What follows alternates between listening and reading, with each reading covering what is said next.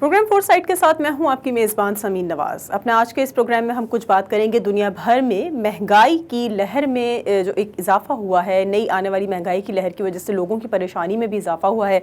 इसकी क्या वजूहात हैं, इस पर थोड़ी सी हम बात करेंगे कि तेल की कीमतें आलमी मार्केट में रिकॉर्ड कायम कर रही हैं और तेल की इन कीमतों के असरात गुज़िश्ता 2 माह से पाकिस्तान में भी सामने आ रहे हैं, जहाँ अशिया ज़रूरिया की कीमतें मुसलसल बढ़ती जा रही हैं। अच्छी गवर्नेंस से आवाम को मुश्किल वक्त गुजारने में मदद तो दी जा सकती है और यही हुकूमत का बुनियादी काम है, लेकिन माहिरीन के मुताबिक कीमतों पर कंट्रोल के निज़ाम में बेहतरी ना लाने से अवामी मुश्किलात में इजाफा हो रहा है, मगर हुकूमत की इस तरफ कोई तवज्जो नहीं है। अगर है भी तो वो महज बयानात तक ही महदूद नजर आती है। दुनिया भर में मईशतों का पहिया न सिर्फ घूमना शुरू हो चुका है बल्कि बहुत तेजी से घूम रहा है और हर चीज की तलब बढ़ रही है, लेकिन पाकिस्तान की सूरत हाल इसके बरअक्स है और हालिया महंगाई से सनतें भी बुरी तरह मुतासिर हो रही हैं। चूंकि इन दिनों दुनिया में मुख्तलिफ अशिया की कीमतों में इजाफा देखा जा रहा है, तो इसी बुनियाद पर हुकूमत पाकिस्तान भी कह रही है कि ये एक आलमी मामला है। सवाल यह है कि वो वक्त कब आएगा जब कौमी सतह पर इक्तिसादी ज़बूहाली का जिक्र या बेहतरी के फर्जी दावों का सिलसिला ख़त्म होगा और ऐसी शॉर्ट या लॉन्ग टर्म इक्तिसादी पॉलिसीज़ बनाई जाएंगी जिन पर अमल होता हुआ भी नजर आए और जिससे अवाम भी मुतमईन हो सकेंगे। इस हालिया महंगाई की लहर में पाकिस्तान की सनतें किस हद तक मुतासिर हो रही हैं, सनतकारों का क्या कहना है, मईशत की जो सूरत हाल बताई जाती है, आया कि वही फिगर्स हैं या वाकई सूरत हाल मजीद गुज़िश्ता हुकूमतों की निस्बत इस हुकूमत के दौरान खासी ख़राब हो चुकी है। इस पर हम कुछ बातचीत करेंगे और इसके लिए हमारे साथ मौजूद हैं साबिक़ मुशीर हैं वज़ीर आज़म के, माहिर माशियात भी हैं और मुख्तलिफ अखबारात में कॉलम्स भी लिखते रहते हैं, ख़ुद भी सनतकार हैं, बिजनेसमैन हैं, बिजनेस कम्युनिटी से ताल्लुक़ है। डॉक्टर मिर्ज़ा इख्तियार बेग हमारे साथ आज के इस प्रोग्राम में मौजूद हैं, पाकिस्तान से हमें ज्वाइन कर रहे हैं और उनसे ही कुछ बात करेंगे पाकिस्तान की मईशत के हवाले से हालिया महंगाई के दौरान, लेकिन एक ब्रेक के बाद।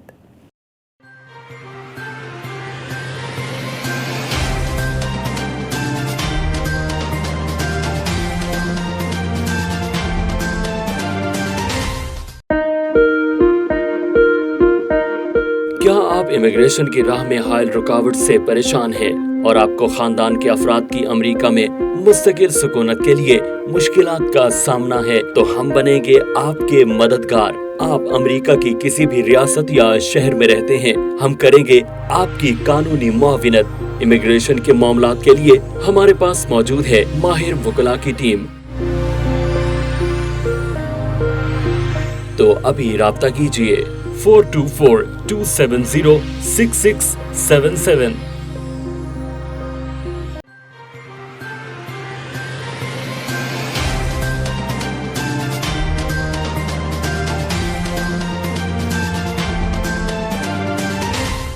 वेलकम बैक नाज़रीन, प्रोग्राम फोर साइट में एक बार फिर आपको खुशामदीद कहेंगे। दुनिया में महंगाई की हालिया लहर के दौरान पाकिस्तान की क्या सूरत हाल है और पाकिस्तान में किस तरह से लोग अपना सर्वाइवल यकीनी बना रहे हैं और किस तरह से पाकिस्तान का जो सनत का पहिया है उसकी चलाने की तगदो में मसरूफ़ नज़र आते हैं। कुछ हमारे साथ इस पर गुफ्तगू के लिए मौजूद हैं डॉक्टर मिर्ज़ा इख्तियार बेग। बहुत शुक्रिया आपका सरवक्ती आपने प्रोग्राम के लिए। ये मुझे बताइए कि जिस तरह कहा जा रहा है कि सप्लाई चेन की वजह से पूरी दुनिया में इस वक्त न सिर्फ ये कि चीज़ों का हुसूल मुश्किल होता चला जा रहा है बल्कि महंगाई में भी खासी हद तक इजाफा देखा जा रहा है। पाकिस्तान में इस वक्त आप क्या सूरत हाल देख रहे हैं? महंगाई की इस हालिया लहर में पाकिस्तान की सनतें कितनी मुतासिर हो रही हैं? ये बात आपकी बिल्कुल सही है कि कोरोना की वजह से भी सप्लाई चेन बुरी तरह मुतासिर हुई है। स्टॉक इन्वेंट्रीज जो हैं वो मुतासिर हुई हैं और इवेंचुअली सप्लाई चेन मुतासिर होने से महंगाई और इन्फ्लेशन में इजाफा हुआ है। कार्गो कंटेनर्स अवेलेबल नहीं है गुड्स लाने के लिए, इससे शॉर्टेज हो रही है। हम जो कंटेनर यहाँ से जर्मनी $1200 का बेचते थे, आज वो $7,800 का वही 40 फीट कंटेनर हो गया है। तो इन सब चीजों ने लागत में इजाफा किया है, महंगाई हुई है। लेकिन पाकिस्तान में जो महंगाई है उसकी कुछ और वजूहात भी इसके साथ शामिल है। कोविड से हम इतनी बुरी तरह मुतासिर तो नहीं हुए। हमारे यहाँ जो दूसरी वजूहात है उसमें एक सबसे बड़ी वजह है कि हमने अपने एग्रीकल्चर सेक्टर को टोटली कई सालों से नेग्लेक्ट किया हुआ है। वो सेक्टर नेग्लेक्ट हो के जो चीजें पहले हम एक्सपोर्ट करते थे दुनिया को, गेहूं थी, शक्कर थी, चावल थे, दालें थी, मसाला जात थे, वो आज सब चीजें हम इम्पोर्ट कर रहे हैं اور ہم نیٹ امپورٹر اب فوڈ اسٹاف کھانے پینے کی اشیاء کے امپورٹر بن گئے ہیں، اور 175 یا 173 روپے پہ ان چیزوں کو امپورٹ کر کے جب ڈالر اتنا اوپر جا چکا ہے، آپ سستی سپلائی کر ہی نہیں سکتے۔ دوسری چیز، ڈیمانڈ اینڈ سپلائی میکینزم بھی آپ کے متاثر ہوا ہے۔ آپ کی ڈیمانڈ جو ہے اس کے حساب سے اسٹاکس اویلیبل نہیں ہے، سپلائیز اویلیبل نہیں ہے، لہٰذا لوگ اسپیکولیشن میں بھی سٹے بازی کر رہے ہیں اور قیمتوں میں اضافہ ہے۔ تیسری چیز جو اس نے زیادہ ہٹ کیا ہے وہ یہ ہے کہ آپ کے انتظامی اقدامات جو ہیں، جو پرائس کنٹرول میکینزم کے لیے ہوتے ہیں، جس میں آپ سیز کرتے ہیں، جس میں فائن کرتے ہیں، جس میں سزائیں دیتے ہیں، بازاروں میں، مارکیٹوں میں deputy commissioner, assistant commissioner, price control officers وغیرہ وہ نہیں ہے، تو اس میں ہورڈنگس ہو رہی ہیں، اس میں ذخیرہ اندوزی ہو رہی ہے، تو ان سب چیزوں نے مہنگائی کو ریکارڈ بلندی پہ پہنچا دیا ہے۔ قیمتیں بڑھانے کے ساتھ ساتھ حکومت اپنے لیوریج بھی بڑھا رہی ہے۔ آئی ایم ایف نے شوکت ترین صاحب کی کل ہی کراچی میں ملاقات ہوئی تھی، ان سے گفتگو ہوئی، وہ کہتے ہیں کہ جی 600 ارب روپے کے پیٹرولیم لیوے لگانے کو انہوں نے کہا ہمیں، ہم کوشش کر رہے ہیں 300 سے 400 ارب لگائیں، لیکن یہ 300 سے 400 ارب پیٹرولیم لیوے بھی پیٹرولیم مصنوعات پہ چارج ہوں گے، ایک عام آدمی پہ چارج ہوں گے۔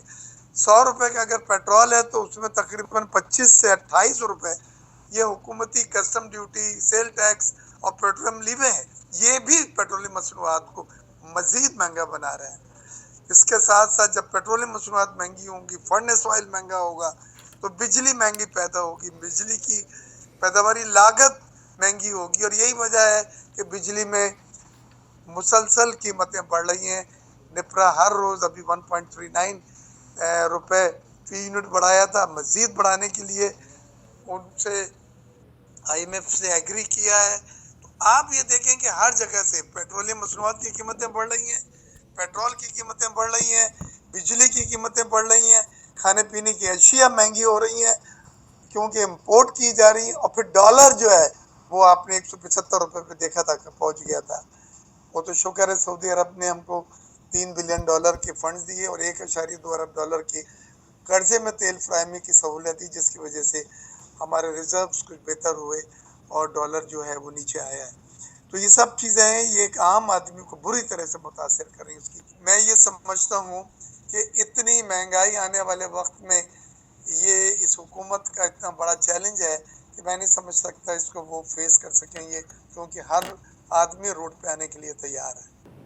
ڈاکٹر صاحب یہ بھی بتائیے گا کہ موجودہ حکومت جو معیشت میں بہتری کا دعویٰ کرتی ہے، اس کا یہ مطلب ہوا کہ دراصل بیانات کچھ اور ہیں، گراؤنڈ ریالٹیز کچھ اور ہیں، اور جس طرح کی باتیں کی جا رہی ہیں اور جس طرح کا بتایا جا رہا ہے کہ کتنی درست سمت میں معیشت جا رہی ہے، یہ صرف اور صرف لوگوں کو یا دنیا کو گمراہ کرنے کی بات ہے، دراصل حالات کچھ اور بتا رہے ہیں؟ دیکھیں، یہ ہر حکومتیں یہی کہتی ہیں کہ ماضی کی حکومتوں نے بیڑا غرق کر دیا، پٹھا بٹھا دیا، ڈیفالٹ کر دیا، اور ہمیں ٹائم لگ رہا ہے اس کو بہتری کے لیے، اور بہتر انشاءاللہ ہو جائیں گی۔ اس چیز میں جو گراؤنڈ ریئلٹیز ہیں وہ اس سے برعکس ہیں۔ مجھے نہیں لگتا کہ حکومت کی گرپ ہے معیشت کے اوپر، مجھے نہیں لگتا کہ حکومت کے پاس وہ ٹیم ہے، good governance and competence team, جو مہنگائی پہ قابو پا سکیں اور لوگوں کو سستی اشیاء فراہم کر سکیں۔ افراط زر بڑھتا جا رہا ہے، 9% پہ پہنچ گیا ہے، اس کے فور کاسٹ جو ہیں وہ ڈبل ڈیجٹ ہیں، جبکہ انڈیا میں 5.5% ہے افراط زر، بنگلہ دیش میں 5% ہے۔ تو آپ کس طرح کہتے ہیں کہ خطے میں مہنگائی ہم سے زیادہ ہے؟ پاکستانی روپیہ جس طرح سے نیچے ہوا ہے، 2 روپے 1 ٹکے کا ہو گیا ہے، یعنی پاکستانی 2 روپے بنگلہ دیشی 1 ٹکے کے برابر ہو گئے۔ یہی انڈین روپی کا ہے کہ وہ ایک اسٹرانگ کرنسی ہے۔ تو آپ کی کرنسی بھی کمزور ہو رہی ہے، آپ کی جو مہنگائی بھی بڑھ رہی ہے، تو یہ ڈبل ایج ہٹ ہو رہا ہے ایک عام آدمی۔ اور میں سمجھتا ہوں کہ یہ جو 120 روپے کا جو ارب روپے کا پیکج دیا ہے، یہ لالی پاپ ہے۔ بھائی 2 کروڑ لوگوں کو وہ کہہ رہے ہیں کہ ہم 3 اشیاء جس میں گیہوں ہے، گھی ہے اور دالیں ہیں سستی فراہم کریں گے 30%. چلے ہم آپ کی بات مان بھی لیتے ہیں تو باقی 20 کروڑ یا باقی 10 کروڑ کا کیا ہوگا؟ اس وقت تو سفید پوش آدمی بھی اس کی چیخیں نکل گئی ہیں.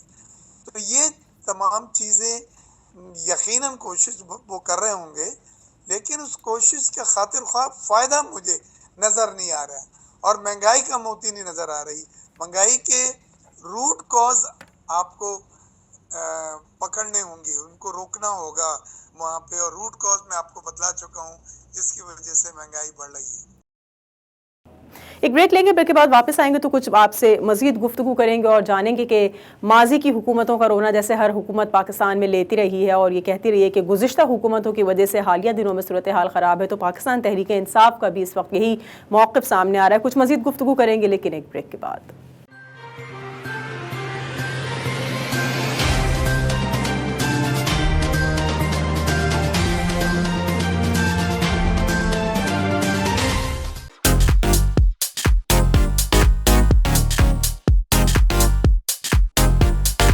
گاڑی خراب ہو گئی ہے تو ہرگز پریشان نہ ہو، یہاں وہاں کہیں نہ جائیں. سابو آٹوموٹیو ریپیئر پر تشریف لائیں اور اپنی گاڑی کی مکمل انسپیکشن کروائیں. انجن میں خرابی ہو یا ہو سسپینشن کا مسئلہ، ویل بیلنسنگ کرانی ہو یا پھر الائنمنٹ، ہر کام معیاری اور مکمل تسلی کے ساتھ کروائیں. سابو آٹوموٹیو ریپیئر ورکشاپ میں اپنی گاڑی کی نیو یارک اسٹیٹ انسپیکشن بھی کروائیں. 1259 McDonald avenue, Brooklyn, new York. 718-377-2323.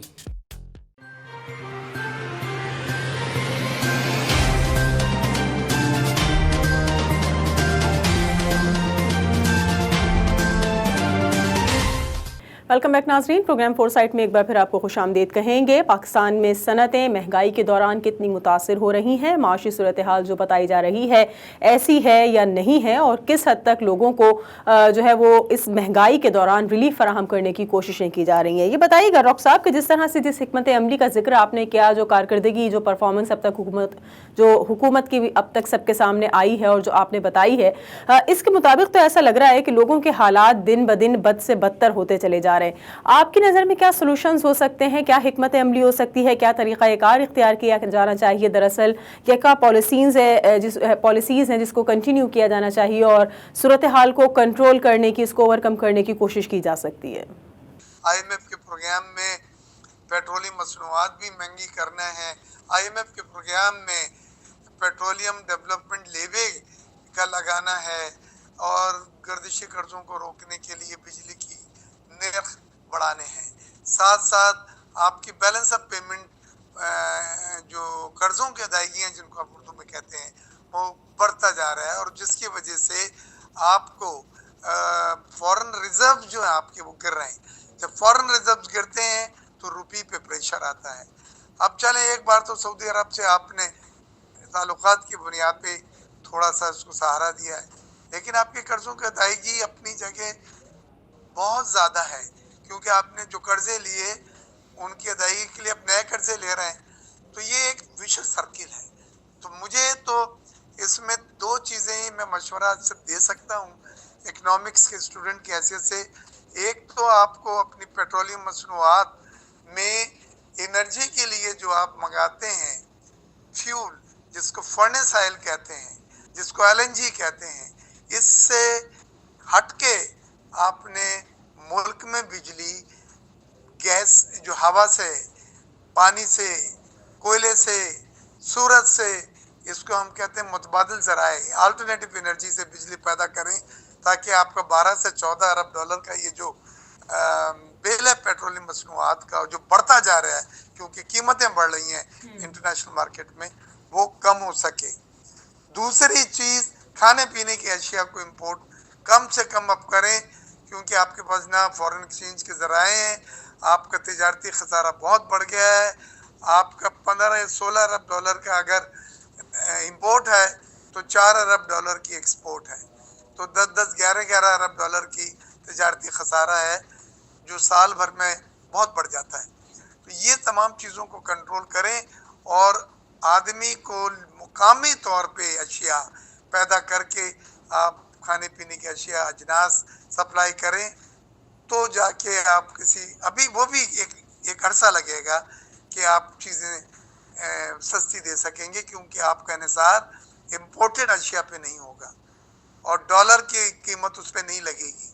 Mirza صاحب یہ بتائیں کہ جس طرح سے یہ کہا جاتا ہے کہ جو حکمت عملی ہے یا جو اس وقت کیبنٹ کے ممبرز ہیں یا جو اس وقت ان کے پاس معاشی ماہرین ہیں، تجزیہ کار ہیں، جو ان کی ٹیم میں موجود ایکسپرٹس ہیں، وہ اب تک وہ ریزلٹس نہیں دے سکے جو بیان کیے جاتے تھے حکومت میں آنے سے قبل چیئرمین پاکستان تحریک انصاف جو اس وقت موجودہ وزیر اعظم بھی ہیں عمران خان کی جانب سے، لہٰذا کیا کسی قسم کی کوئی اب مزید تبدیلی کی ضرورت ہے؟ جو ان کی ٹیم کے ممبرز نہیں پرفارم کر پا رہے، نہیں وہ ریزلٹس دے پا رہے، تو کیا مزید کسی نئے آپ کو سمجھتے ہیں کہ جی کوئی اس طرح کے مشورے دینے والے لوگ ہونے چاہیے، کوئی مشیر تبدیل ہوں، کوئی وزیر تبدیل ہوں، کوئی کیبنٹ ممبرز تبدیل ہوں؟ کیا کسی نئی تبدیلی سے یہ حالات کی تبدیلی ممکن نظر آتی ہے آپ کو؟ خدا کے واسطے پہ یہ ٹیم بدلنے کا سمین نہ کہیں بار بار۔ ہمارے کتنے فائنینس منسٹر تبدیل ہو چکے ہیں اور کتنے آپ کے جو بیوروکریٹس ہیں جو فائنینشیل میٹر ڈیل کرتے ہیں، وہ آئی ایم ایف سے نیگوسیشن کرنے میں ان کو ہٹایا گیا ہے کیونکہ آئی ایم ایف مطمئن نہیں تھی۔ تو ہمارا ایک مسئلہ تو یہی ہے کہ ہمارے پاس کنسسٹنٹ پالیسی نہیں ہے اور کوئی ایسی طویل و میعاد پالیسی نہیں بن رہی۔ ایڈ ہاک میجرز ہو رہی ہیں، فائر فائٹنگ ہو رہی ہے، یعنی یہاں آگ ہوتے ہیں تو وہاں بجھا دیا، یہاں آگ آ گئی تو یہاں بجھا دیا۔ ایک مربوط پالیسی کے تحت ہم نہیں چل رہے اور جس کی وجہ سے ایڈ ہاک میجرز لینے پڑ رہے ہیں۔ ایڈ ہاک میجرز اس کو کہتے ہیں کہ جو وقتی طور پہ آپ اقدامات کرتے ہیں ان کو ایڈ ہاک میجرز کہتے ہیں۔ آپ کو ایک لانگ ٹرم طویل و میعاد کنسسٹنٹ پالیسیز اور ایسی ٹیم کے ساتھ جو ایک مستقل ٹیم ہو، جس کا یہ خوف نہ ہو کہ جی کل میں آؤں گا تو شاید کسی دوسرے کا اعلان ہو چکے جیسے پہلے ہوئے ہیں، تو اس سے بڑا اثر پڑتا ہے۔ ابھی شوکت ترین صاحب وزیر خزانہ تھے جب نیگوسیشن کرنے گئے تھے، ان کا وہ ٹینیور پورا ہو گیا تو وہ ایڈوائزر ٹو پرائم منسٹر بن گئے، انہیں واپس آنا پڑا، پھر دوبارہ گئے، اس عرصے میں سیکرٹری فائنانس نیگوشیٹ کرتے رہے۔ تو یہ سب چیزیں باہر اچھی نہیں سمجھی جاتی، ان کو اس میں ایک کنسسٹنٹ پالیسیز کا پہلو نہیں نظر آتا، ایک لانگ ٹرم پالیسیز اس کو نہیں کہا جا سکتا۔ یہ ایڈ ہاک میجرز کہلاتے ہیں جو دیر پا نہیں ہوتے۔ بہت شکریہ۔ ڈاکٹر مرزا اختیار بیگ ہمارے ساتھ موجود تھے اور کہہ رہے تھے کہ ایڈ ہاک میجرز کی وجہ سے اس وقت یہ صورتحال ہے کہ کوئی لانگ ٹرم پالیسیز نہیں ہے، شارٹ ٹرم پالیسیز اپنائی جاتی ہیں، جس کی وجہ سے ہر کچھ عرصے بعد ٹیم تبدیل کرنی پڑتی ہے اور ٹیم کی تبدیلی کی ہی وجہ سے حالات پہلے سے کچھ زیادہ خراب ہو جاتے ہیں۔ آج کے اس پروگرام کے لیے اتنا ہی، اگلے ہفتے ایک اور ٹاپک کے ساتھ آپ کے سامنے حاضر ہوں گے۔ پروگرام ٹیم کے ساتھ سمین نواز کو اجازت دیجیے، اللہ نے کے بعد۔